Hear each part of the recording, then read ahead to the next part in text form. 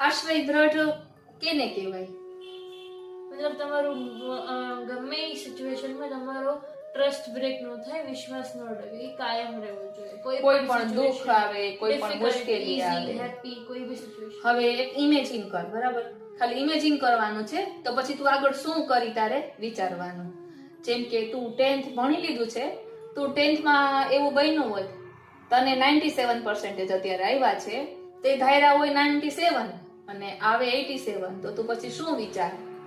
હું સૌથી પહેલા તો મતલબ મને પોતાની પ્રિપરેશન પર એટલો ટ્રસ્ટ છે, હું રીચેકિંગમાં સૌથી પહેલા.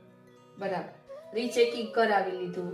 એટલે ટૂંકમાં મારું કહેવાનો મતલબ ઈ છે કે તું તારા બધા પ્રયત્નો કર અને છતાં પણ પછી કાંઈ ન થાય તો તું સ્વીકારી શકે નહીં, નિષ્ફળતા પચાવી શકે નહીં. ફોર શ્યોર મારી જ કંઈક ગલતી રહી ગઈ હશે. હવે જો એક સ્કોપ હતો કે ટીચરની ગલતી, ચેકિંગમાં કંઈક ભૂલાઈ ગયું, એ આપણે નલિફાઈ કરી દીધી કે આપણે રીચેક કરાવી લીધું, તો હવે મારી જ પ્રિપરેશનમાં કંઈક ગલતી રહી ગઈ, યા મારું એક્ઝામ ટેમ્પરામેન્ટ મેનેજ ન થયું, તો હું એક્સેપ્ટ કરી લઉં કે હા ભાઈ મારી ગલતી છે, નેક્સ્ટ ટાઈમ. હાલો બરાબર. પછી હવે તું 11th માં ભણ, એમ 87 આવ્યા, તો પછી તું 11th 12th ની તૈયારી કઈ રીતે કર?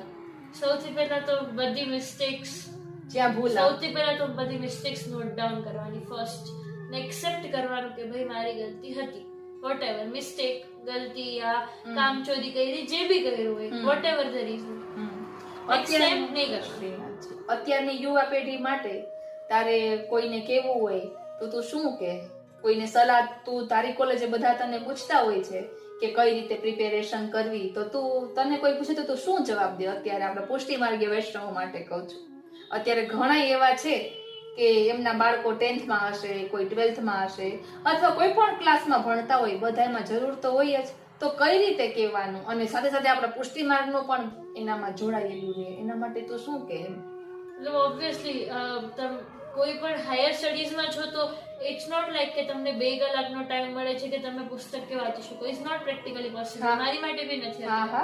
તો ઓમ તમારા મનમાં ચાલતું રહેવું જોઈએ. સવારે તમે કંઈક કરી શકો, રેડી થઈને થોડીક વાર 10 મિનિટ, યા તો ફોન છે આજકાલ તો તમે ફોનમાં સાંભળી શકો કંઈ પણ, બધું જ અવેલેબલ છે.